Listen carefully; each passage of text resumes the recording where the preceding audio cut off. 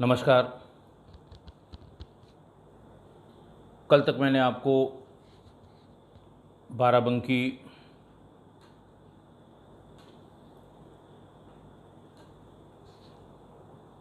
में नशे के व्यापार और कल के एपिसोड में एक बहुत ही ऐसी घटना का जिक्र किया जिसमें 3 परिजनों की हत्या में जो व्यक्ति जेल गया था वो जेल में ही था, और जिन व्यक्तियों के अपनी पत्नी और बच्चों की हत्या के जुर्म में वो जेल में था वो तीनों जिंदा होकर अदालत में प्रस्तुत हो गए। आज मैं आपको एक और छोटी सी घटना बाराबंकी की ही बताता हूँ। रुदौली थाना क्षेत्र में एक दिन कुछ लोग थाने पर शिकायत लेकर गए। A.K. उपाध्याय उस समय वहाँ इंस्पेक्टर था। लोगों ने ये बताया कि साहब, हमारे इलाके में एक तांत्रिक है जो लोगों को धन दुगना करने के नाम पर,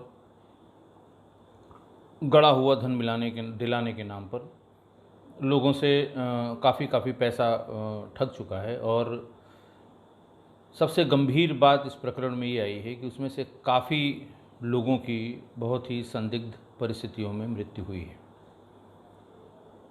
A.K. उपाध्याय ने अपने यहाँ से थाने से फोर्स भेजी और उन तांत्रिक महोदय को थाने पर बुलवाया। शिकायत करने वाले कोई तब तक सामने आने को तैयार नहीं थे जब तक कि कोई बात पता न लग जाए, क्योंकि तांत्रिक ने अपना ऐसा जाल फैला रखा था अपने गांव में, आसपास के गांव में भी, कि अगर उसके बारे में कोई ऐसी बात करेगा जिससे तांत्रिक का कोई नुकसान हो सकता है तो उसकी मृत्यु हो जाएगी।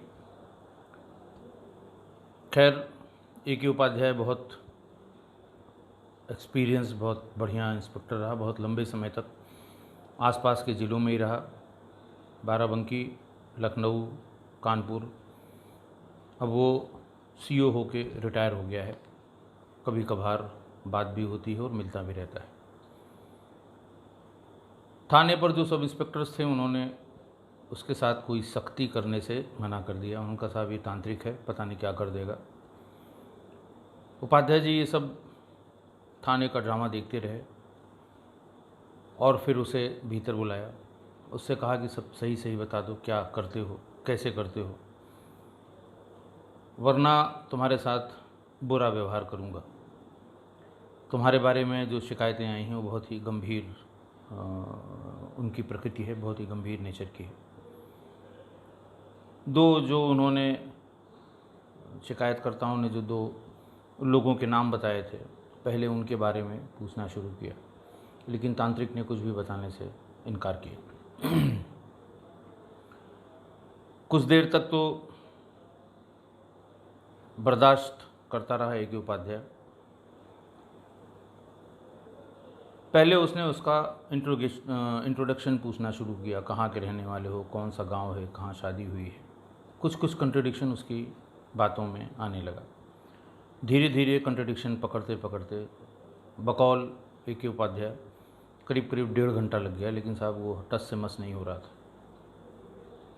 अपने 2 सिपाहियों को बुलवाया, अपने कक्ष का दरवाज़ा बंद कराया और उसके बाद आधे घंटे बाद ही तांत्रिक हीरालाल सब कुछ तोते की तरह बोलने लगे।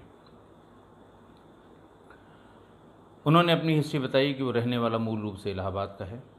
रुदौली में वो अपने किसी काम से आया था, रुदौली बाज़ार में।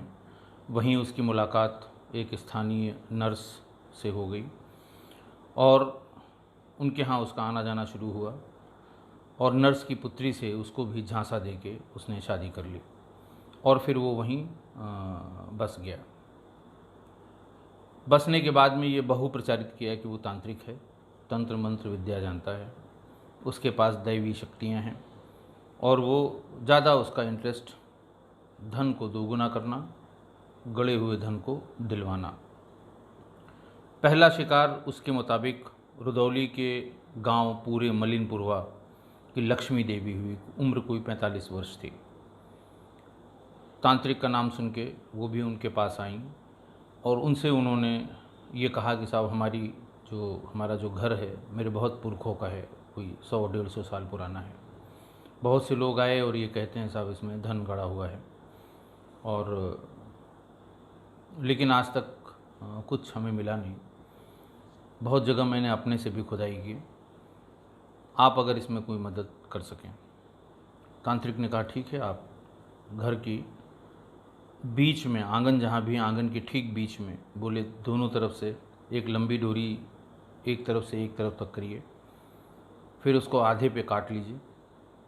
उस डोरी का हिस्सा जहाँ ज़मीन पर टच करता है वहाँ पे 1 फीट गड्ढा खोदिए और मिट्टी लेके मेरे पास आइए।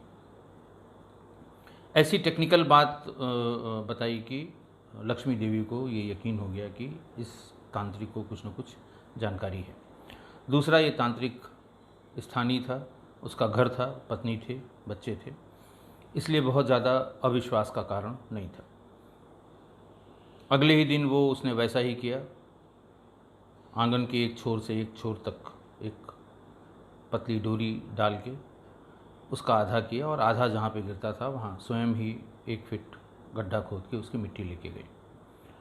तांत्रिक ने अपना पूरा आडंबर फैलाया, जैसे वो करते हैं, कभी ये छिड़केंगे, कभी वो छिड़केंगे, कभी नींबू काटेंगे, कभी मिर्चा जलाएंगे, इस तरह का काम जो करते हैं सामने वाले को ये बताने के लिए कि उसे बहुत जानकारी है। थोड़ी देर बाद उसने ये कहा कि आपके घर में बहुत दौलत है। तो उन्होंने कहा महाराज कैसे मिलेगा ये? उनका पहले हमें चल के दिखलाइए, मैं वहीं बता दूंगा कि कहाँ पैसा हो सकता है। फिर एक पूजा करानी पड़ेगी, उस पूजा के बाद हमें दिव्य दृष्टि प्राप्त होगी, मैं बता दूंगा कि किस कोने में कितने फीट नीचे क्या चीज़ गड़ी हुई है। लक्ष्मी देवी ने कहा बिल्कुल महाराज, जब चलिए। 4-5 दिन बाद एक दिन लक्ष्मी देवी स्वयं आई और तांत्रिक को अपने यहाँ ले गई। तांत्रिक ने चारों तरफ देखा। देखने के बाद जो आंगन का बीच का खुदा हुआ गड्ढा था, उन्होंने ये भी कहा था गड्ढे को बंद मत करिएगा, जब मैं आऊँगा तो उसमें एक पोटली डाल के, तंत्र मंत्र की एक पोटली है, वो डाल के फिर मैं बताऊँगा। सब कुछ देखने के बाद उसने उस पोटली को डालने के बाद निकाल लिया और उससे कहा कि इसमें मिट्टी भर दीजिए। लक्ष्मी देवी ने वो मिट्टी भर दी। चालाकी से उसने उसी समय उसमें 2 चांदी के सिक्के डाल दिए। उसके ऊपर जो मिट्टी खोदी गई थी वो भर के वो चली गई। 4-6 दिन बाद फिर वो गई तो उसने बताया कि वो फलाने कोने में और ढकाने कोने में तमाम चीज़ें बताई। उन्होंने कहा भाई तुमको मैं बता दूं, अगर इसका प्रमाण तुम चाहती हो तो जहाँ तुमने पहला गड्ढा खोदा था वहीं पे जाके फिर उतनी ही गहराई का गड्ढा खोदो। अगर उसमें कुछ मिल जाएगा तो ये समझो कि तुम्हारे यहाँ धन गड़ा हुआ है और मेरी विद्या भी सही है, और नहीं तो फिर मैं कोई बड़ा यज्ञ करूँगा तुम्हारे यहाँ, तब मैं इसके बारे में बताऊँगा। सिक्का उसका छोड़ा हुआ था, मिलना ही था। खोदा उन्होंने, 2 चांदी के सिक्के मिल गए। बड़ी खुशी से वो चांदी के सिक्के लेकर वहाँ पहुँची उनके यहाँ, तांत्रिक के यहाँ। तांत्रिक को उसने बताया कि साहब ये 2 सिक्के मुझे मिले हैं। तांत्रिक ने अपनी खुशी दिखाई और ये बताया कि देखिए ये मैंने कहा था आपके यहाँ धन गड़ा हुआ है और धन, मेरी बात बिल्कुल सही निकले। फिर उसके बाद इन प्रकारों से काफ़ी पैसा, कई लाख रुपए उसके जेवर बिकवा के और सब बिकवा के वो लक्ष्मी देवी के पास ये बहाना था कि ये बिल्कुल सही था कि जिस गड्ढे से इन्होंने पहले मिट्टी खोदी थी उसकी पूजा की थी, बाद में उसी गड्ढे में चांदी निकली। उसको ये बताता रहा कि इसमें 50 किलो चांदी और गड़ी हुई है। काफ़ी पैसा लेने के बाद जब बहुत दिन तक वो उनसे बातचीत करता रहा और महिला को जब ये ऐसा लगा कि न तो हमें ये जगह बता रहा है, न हमको कोई गहना मिला, न कोई मुझे चांदी का सिक्का मिला, पैसा इसने बहुत ले लिया, तो उसने ये कहना शुरू किया कि महाराज हमारे पैसे वापस कर दीजिए। जब इस पैसे के बदले में कुछ नहीं मिला तो हम तो पहले ही सड़क पे थे और कंगाल हो गए। एक दिन एक प्रसाद देने के बहाने तांत्रिक ने जहर दे दिया और लक्ष्मी देवी की मृत्यु हो गई। A.K. उपाध्याय ने तुरंत पूरे मलिनपुरवा में एक व्यक्ति को भेज के और इसकी तस्दीक कराई। पूरे गांव ने बताया कि जी हाँ साहब ऐसी ऐसी थी, वो बहुत परेशान थी, इसी तांत्रिक के पास जाया करती थी, लेकिन अचानक एक दिन उसकी शरीर नीला पड़ गया साहब, उसकी मृत्यु हो गई। फिर उसने तांत्रिक ने, हीरालाल ने फिर बताया कि थाना रामसनेही घाट में एक गांव है नरिया, वहाँ के 40 वर्षीय रतन को भी इसी तरह उसने फंसाया और उससे भी काफ़ी धन ऐंठने के बाद उसे भी जहरीला पदार्थ देकर मार दिया। तीसरा, उसने थाना रामसनेही घाट के ही गांव बिसौली के निवासी दर्शन को धन दुगुना करने के नाम पर उससे काफ़ी पैसे ले लिए और फिर धन तो दूना होना नहीं था, काफ़ी पैसे ले लिए और फिर उसके बाद उसे भी प्रसाद में कुछ देकर उसकी हत्या कर दी। जिन लोगों की मृत्यु हुई थी उनसे तहरीर लेके उसके खिलाफ मुकदमा कायम करके उसे जेल भेज दिया गया। इसके ये कोई पहली घटना नहीं है और न ये अंतिम घटना है। इस तरह पैसों के लालच में बहुत बार और बार बार लोग ठगे गए और मारे गए। इस तरह की घटनाएं मेरे कार्यकाल में अलग अलग जनपदों में अलग अलग प्रकार से और भी घटी थी। इस घटना का जिक्र मैंने सिर्फ इसलिए किया कि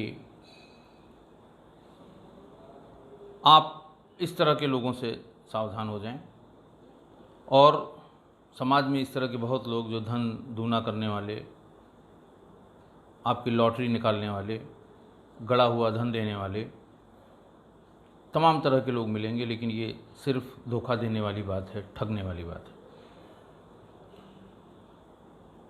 ये छोटी सी घटना मैंने आज सिर्फ इसलिए बताई कि मैं आपको ये बता सकूं कि अगले 4-5 दिन मैं शासकीय कार्य में बहुत अधिक व्यस्त रहूँगा और बरेली से बाहर रहूँगा। ये नई जगह है, सिर्फ आपको बताने के लिए मैंने ये आज ये रिकॉर्ड किया है कि मैं अगले 4-5 दिन तक, आप समझ सकते हैं, इस समय बकरीद का त्यौहार है, उसके बाद रक्षाबंधन का त्यौहार है, उसके बाद फिर शिलान्यास के एक कार्यक्रम है। इन सब में बहुत ढेर सारी भाग दौड़ के कारण ये ठीक नहीं होगा कि जब हम रात में कभी अपलोड करें और फिर आपको देर में ये मिले। तो जब तक मैं वापस बरेली नहीं लौट आता हूँ तब तक के लिए मैं आपसे क्षमा प्रार्थी हूँ। आज के लिए बस इतना ही। बहुत बहुत धन्यवाद।